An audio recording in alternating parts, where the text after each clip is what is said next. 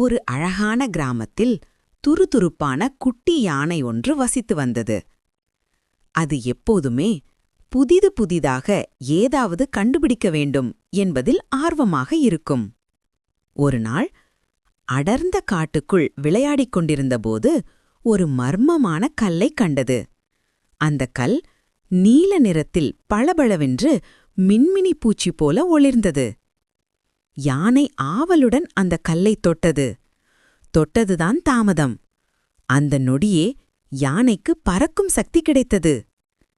அதன் உடல் லேசாகி காற்றில் மிதக்கத் தொடங்கியது. மகிழ்ச்சியில் துள்ளி குதித்த குட்டி யானை வானத்தில் பறந்தது. மேகங்களைத் தொட்டு விளையாடியது.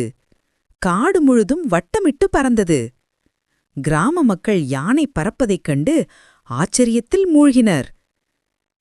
பறக்கும் யானையா என்று வியந்து பேசிக் கொண்டனர். ஆனால் அந்தக் கல்லின் சக்தி 1 மணி நேரம் மட்டுமே நீடிக்கும்